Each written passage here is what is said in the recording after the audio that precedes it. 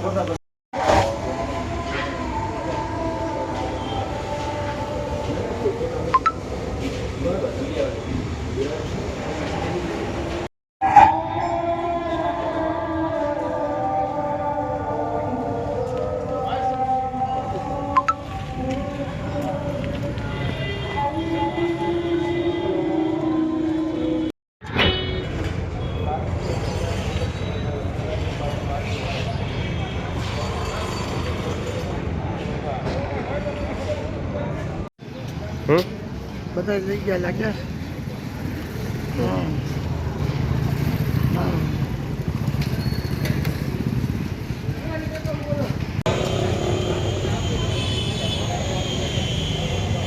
બીજાના મિત્રોને આપી દેજે પછી જરૂર હોય તો,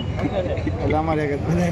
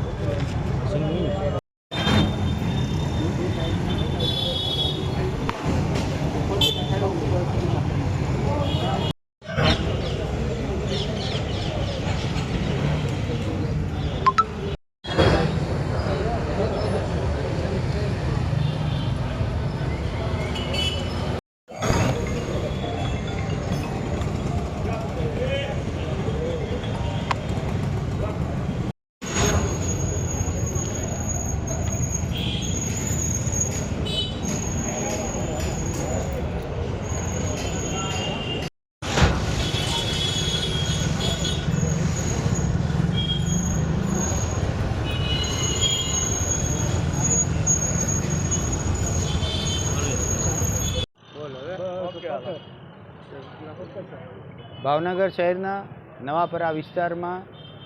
રોયલ બિલ્ડિંગના બેઝમેન્ટમાં આવેલા કચરામાં ભારતીય દરની 500ની નોટ જેવી દેખાતી નોટ પડેલ છે એવી માહિતી મળતા ભાવનગર જિલ્લાની એસઓજીની ટીમ દ્વારા તપાસ કરતા ભારતીય દરની ₹500ની ઝેરોક્સ કરેલી અથવા પ્રિન્ટ કરેલી ટોટલ 95 નોટ મળી આવેલ છે। આ જે જગ્યાએથી નોટ મળી આવેલ છે ત્યાં કચરાનો ખૂબ મોટો ઢગલો પડેલ છે, જેથી હવે આજુબાજુના સીસીટીવી જોઈ તથા અહીંયા જે પ્રિન્ટિંગની દુકાન અથવા આને લગતું જે કામ કરે છે એમાંથી કોઈએ પ્રિન્ટ કરેલ છે કે બહારથી કોઈ આવી અને અહીંયા નોટ નાખી ગયેલ છે, એ દિશામાં આગળની તપાસ ચાલુ છે.